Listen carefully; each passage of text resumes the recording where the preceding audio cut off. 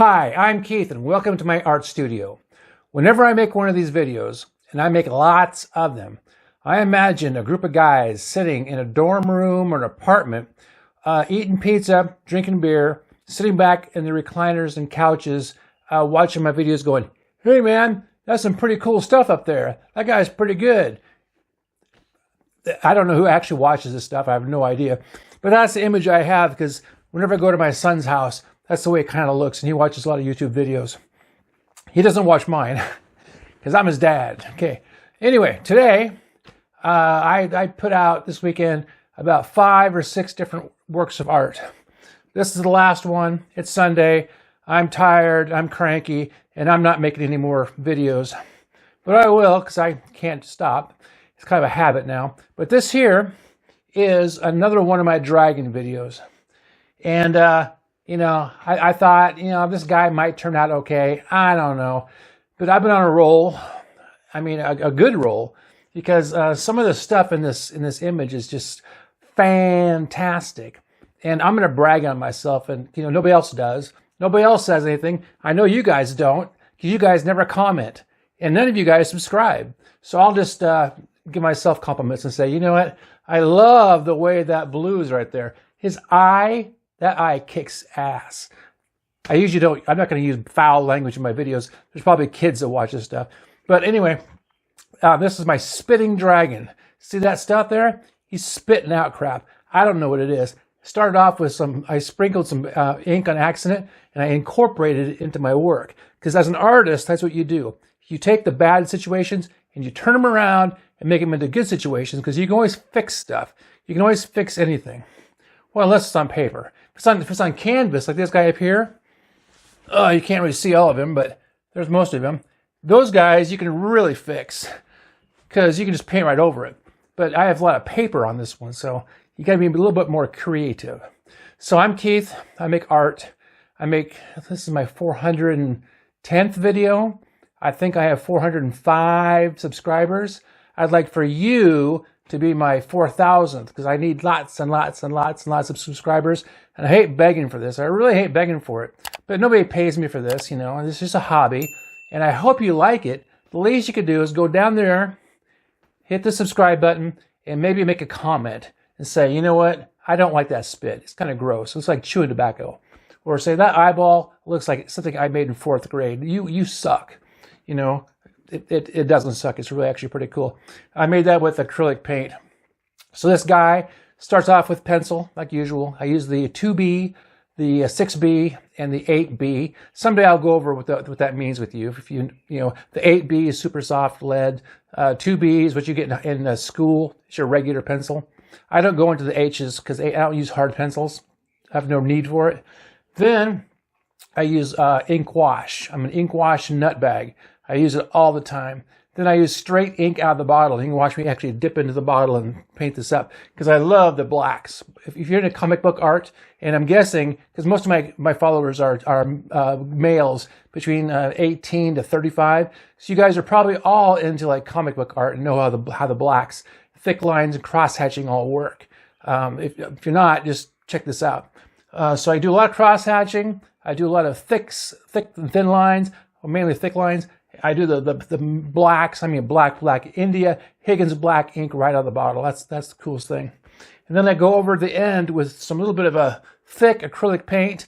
And then I do a whole bunch of stuff where I take my acrylic paints, thin it down to the consistency of watercolors, and just kind of coat over it. That way you can see all the fun little circles and scratches I made under the paint. It gives it a layered effect.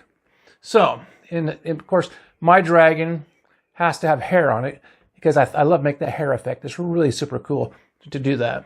So, you've heard me jabber now for about 3 minutes, and I know you're just dying to see me make this thing. So I'm going to shut up. You ready?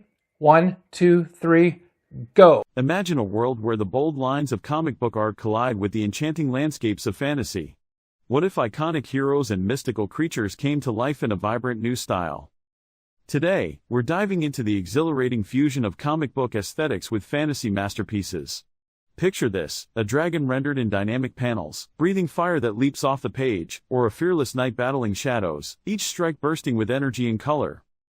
This unique approach not only reimagines beloved characters but also invites a fresh narrative experience. With every frame, you're not just reading a story, you're stepping into an adventure filled with visual excitement. Think of the possibilities. Imagine classic tales reinterpreted through dynamic layouts, where every scene feels like a live-action moment captured in ink. The use of exaggerated expressions and dramatic angles breathes new life into epic quests and mythical realms. So, why not embrace this vibrant blend? Whether you're a comic book enthusiast or a fantasy lover, merging these styles creates a thrilling universe where imagination knows no bounds. Thanks for joining us on this creative journey. Don't forget to subscribe to the channel for more exciting explorations into art and storytelling. Join me as I challenge myself to master line work and cross-hatching techniques in comic book art, all in just one sitting. Line work and cross-hatching are two fundamental techniques that can make or break the visual appeal of a comic book page. They add depth, texture, and emotion to your artwork, drawing the reader into the world you've created. Mastering these techniques can seem daunting, but with practice and patience, you can take your art to the next level.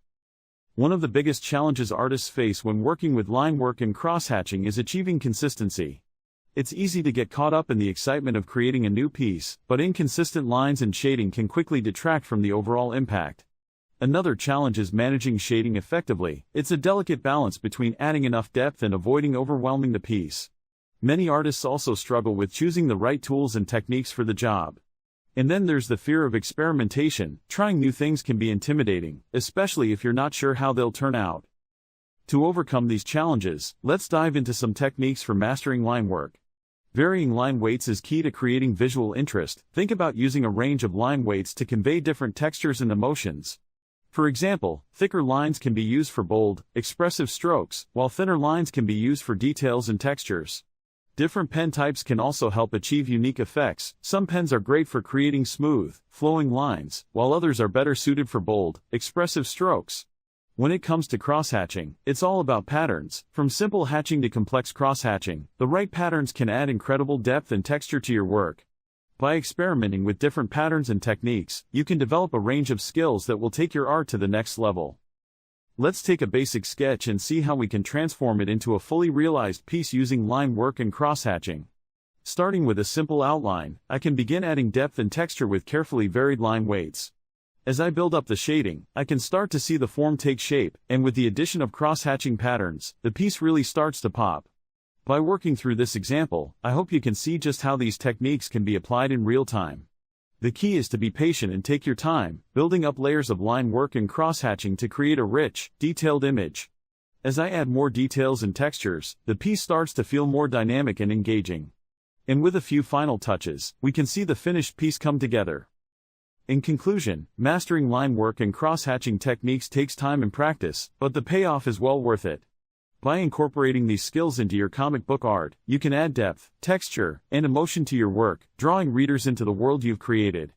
So don't be afraid to experiment and try new things. With patience and practice, you can take your art to the next level. If you've had any experiences with line work and cross-hatching, I'd love to hear about them. Leave a comment below and let me know what you've learned. And if you're looking for more art tips and tutorials, be sure to check out my other videos for plenty of inspiration and guidance. Complex, intricate, and even overwhelming. But today, we're diving into a world where simplicity reigns supreme. Simple yet powerful art exists, and it resonates deeply with our emotions. From minimalist designs to abstract expressions, these artworks remind us that less can indeed be more. They capture the essence of beauty in its purest form, often evoking strong feelings with just a few lines or colors. Think about the impact of a single brushstroke or a well-placed dot. These elements hold the power to convey profound messages and stir our imaginations. It's a reminder that art doesn't have to be complicated to be meaningful. Simple art invites us to pause, reflect, and connect. It strips away the excess and allows us to appreciate the beauty of the moment. In a fast-paced world, these pieces offer a sense of calm and clarity. So, the next time you encounter a simple artwork, take a moment to absorb its power. Remember, in simplicity, we often find the most profound truths. Thank you for watching this exploration of simple yet powerful art. Don't forget to subscribe to our channel for more creative insights and inspiration. As I take on the challenge of creating stunning art using only highlights and shadows, let's see if I can bring my vision to life. When we talk about creating amazing art, one of the most crucial elements that can make or break a piece is the use of highlights and shadows. These two elements work together to create depth, dimension, and realism in our artwork. Highlights are the brightest areas where light directly hits, while shadows are the darkest areas where light is blocked. Mastering the balance between them can transform a flat image into a vibrant, lifelike scene. Many artists struggle with getting highlights and shadows just right. One common issue is overdoing it. Too many highlights can make an image look washed out, while too much shadow can make it look flat. Another challenge is understanding where to place them. It's easy to get caught up in details and forget about the overall light source, which can lead to confusing and unnatural-looking shadows. Sometimes, artists might not even realize they're making these mistakes until it's too late. To make matters worse, different mediums handle highlights and shadows differently, which can be overwhelming. And let's not forget, capturing the right mood or atmosphere with highlights and shadows can be tricky. To effectively add highlights and shadows, we need to think about our light source. Where is it coming from? How strong is it? This helps us decide where our highlights and shadows should be. A simple trick is to use a range of values, from pure black for deep shadows to pure white for highlights. This range gives our artwork depth. We can also use blending modes and layering techniques to smooth out harsh lines and create more realistic transitions between light and dark. For instance, using a soft brush can help merge colors and create subtle shifts from light to dark. Another technique is to observe real-life examples. Nature provides excellent demonstrations of how light interacts with objects. Let's look at an example.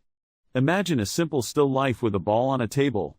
The area where the light hits the ball directly is the highlight. The side opposite the light source will be in shadow. By carefully observing and replicating these effects, we can achieve a more realistic look. It's amazing how such basic principles can dramatically change the appearance of an artwork. When adding shadows, think about the type of shadow you want: hard edge for dramatic effect or soft edge for a more subtle look. Highlights can be used to suggest texture or give a sense of shine. For example, on a metallic surface, highlights will be sharp and bright, while on fabric, they might be softer. Here's a dramatic before and after comparison of an artwork where I applied these techniques. Initially, the piece looked flat and two-dimensional. But once I added highlights and shadows, it completely transformed. The highlights brought out the textures and details, making the subject pop. The shadows added volume and depth, grounding the image. The transformation is quite striking. It's incredible how such a seemingly small adjustment can have such a significant impact. Before, the artwork lacked life; after, it seemed to leap off the page. The techniques we've discussed, understanding light sources, using a range of values, and layering, are powerful tools for any artist. They can elevate your work from flat and lifeless to vibrant and engaging. Remember, practice makes perfect, so don't be discouraged if it takes time to get the hang of it. If you've struggled with highlights and shadows or have tips to share, I'd love to hear about it in the comments below. Don't forget to check out my other art tutorials for more tips and tricks to enhance your artistic skills. Thanks for joining me on this artistic journey, and I'll see you in the next video. Join me as I dive into the world of fantasy art and challenge myself to create a piece that truly stands out from the rest. Fantasy art has a way of transporting us to imaginative realms, don't you think? It's like stepping into a world where anything is possible, where magic is real, and where the ordinary rules of reality don't apply. This genre of art has been captivating audiences for centuries, and its significance in the art world is undeniable. Some people might view fantasy art as a niche or less serious compared to other art forms. I mean, it's not uncommon to hear people say that fantasy art is just for kids or that it's not as sophisticated as other genres. But I think that's a misconception. Fantasy art is often overlooked and underappreciated, and it's a challenge for artists in this genre to get the recognition they deserve. Despite this, fantasy art continues to thrive, and its popularity shows no signs of waning. The world of fantasy art is incredibly diverse, with various styles, techniques, and themes to explore. From the intricate details of Frank Frazetta's work to the dreamlike landscapes of Kiniko E. Craft, fantasy artists have been pushing the boundaries of what's possible. Notable artists like Brian Froud, Alan Lee, and Hayao Miyazaki have made significant contributions to the genre, and their work continues to inspire new generations of artists. The emotional impact of fantasy art on audiences is also worth noting, as it often evokes feelings of wonder, excitement, and even nostalgia. So, what sets fantasy art apart from other art forms? For me, it's the unique blend of creativity and escapism that it offers. In a world saturated with realism and conventional art forms, fantasy art provides a refreshing respite from the ordinary. It allows us to escape into a world of imagination, where we can explore new ideas, experiences, and emotions. This blend of creativity and escapism is what makes fantasy art so compelling, and it's what draws us in time and time again. Fantasy art also has the power to inspire our imagination, to make us dream big, and to challenge our perceptions of what's possible. In summary, fantasy art brings a richness to our cultural narratives that shouldn't be overlooked. It's a genre that inspires imagination, creativity, and a deeper appreciation for the world around us. If you're a fan of fantasy art, I'd love to hear about your favorite artists in the comments below. And if you're interested in learning more about a specific aspect of fantasy art, be sure to check out my next video, where I'll be delving deeper into the world of fantasy illustration.